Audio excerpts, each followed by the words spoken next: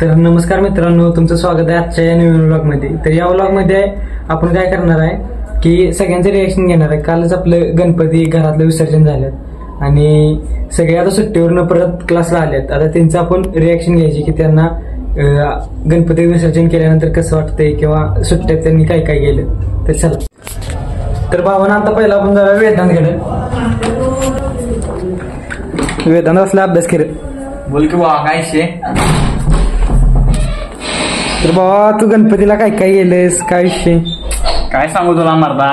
घरात जसं गणपती होता का नाही, सुख शांती आनंद होता मर्दा. आता इथं आल्यापासून काय मन लागेल ना ते अभ्यासात, काय करायचं आणि काय नव्हतं. तर भावानं आता पण जाऊया बारक्याकडे. बारक्या काय करालीस? काय ना अभ्यास करा.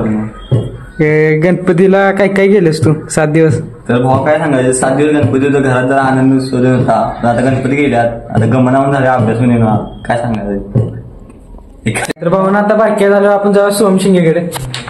सोम बिन बसला अभ्यासला इथं. सोम काय करालीस? काय ना अभ्यास करले. गणपतीत 7 दिवस काय काय गेलेस भाऊ तू? काय नाही, 2 दिवस सुट्टे होत्या, एन्जॉय केले. बर. आता गणपती गेल्या, अभ्यास करू वाटत होता, आता अभ्यास करू वाटतं, लक्ष लागणार होतं. तर भावानं आता आपण आलो सुजलच्या रूम मध्ये. आता सुजलला पण विचारून घेऊया त्यानं गणपतीत 7 दिवसात काय काय केलं. तर सुजल भावा सांग तू काय काय विषय केला. भाऊ पूर्ण कोल्हापूर फिरला गणपती बघत, लात करते काय. आणि तुला आता कसं वाटतंय गणपती घरातलं विसर्जन झाल्यात? आता थोडं वाईट वाटतंय. तर भावानं आता फिरत फिरत आपण आलोय अनिरुद्धच्या रूम मध्ये. आता अनिरुद्धला पण आपण विचारूया की त्यानं गणपतीच्या सुट्टीत काय काय केलं. तर अनिरुद्ध तू गणपतीत 7 दिवस तू काय काय केलंस? काय ना मोहनो, नुसतं फिरलोय, सगळे एन्जॉय केले.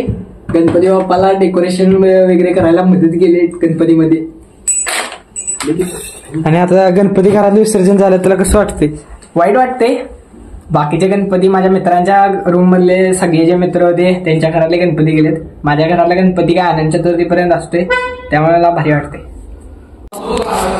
तर भावा तुम्हाला आजचा छोटासा व्लॉग कसा वाटला तुम्ही नक्की कमेंट मध्ये सांगा.